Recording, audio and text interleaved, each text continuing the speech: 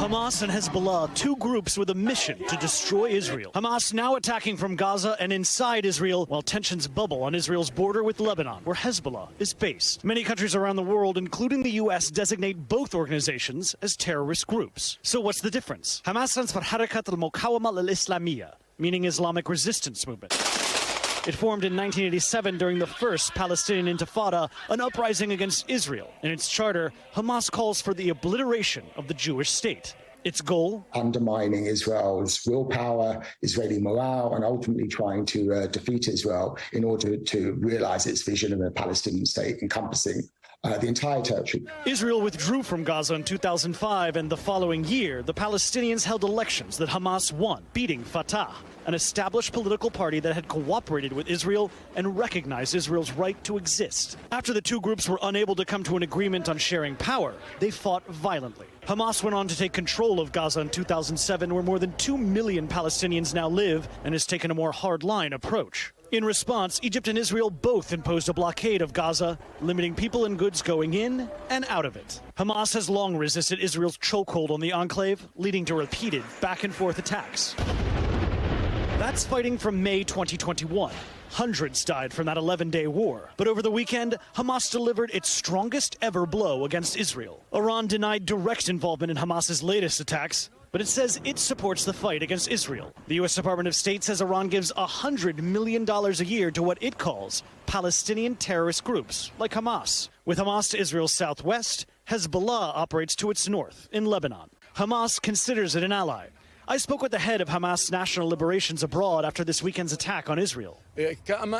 Just as America sides on the side of her allies, he said, Iran and Hezbollah stand on our side. Hezbollah, which means Party of God or Allah, was established in 1982 after Israel invaded Lebanon. The U.S. government says it's been behind many terror attacks over the decades, including the suicide bombing of the U.S. Embassy in Beirut. Israel pulled back from southern Lebanon in 2000, but Hezbollah has continued to fight. More fighting today between Israel and Hezbollah. Israeli warplanes began heavy bombardment today, and that was followed by heavy rocket attacks by Hezbollah guerrillas. A war between Israel and Hezbollah in 2006 killed more than 1,000 people. Last year, Hezbollah lost its parliamentary majority in Lebanon, though it's still politically active there and is still much stronger than Lebanon's own military. Now possibly on the brink of its own war with Israel again, after it's fired rockets at the country since this weekend. Here's what a local Shiite cleric in southern Lebanon told me. If Israel or the world forces this war upon us, then we're ready for the sacred defense, as we did in Lebanon, Syria, and everywhere.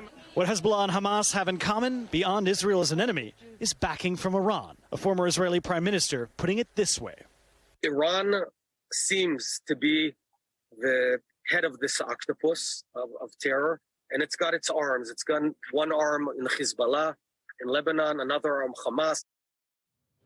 I want to bring in Matt Bradley now, who is joining us live from Lebanon. Matt, continue to pull on that contextual thread here, right? In other words, if there is another front that opens up for Israel here in a significant way, again, they're already fighting in the south, but we're talking about in the north, that escalation could be incredibly significant, right?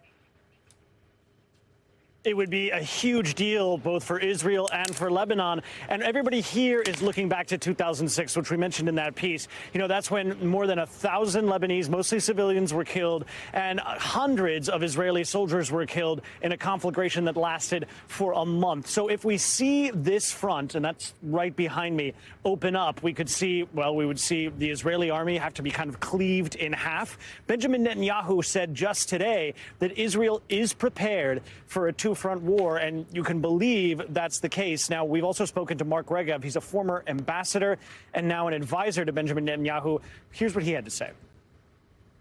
If they do decide to launch hostilities from the north, we believe, not that we want it, but we will be decisive in our victory. Now, remember, Hezbollah is much more powerful, much more battle-ready, and has more veterans because they've been fighting in Syria for the better part of the last decade. So they would bring experience and better weapons to bear in a fight against Israel than even Hamas. Matt Bradley, live for us there in the region in Lebanon. Matt, we're glad to have you. Thank you. Thanks for watching. Stay updated about breaking news and top stories on the NBC News app or follow us on social media.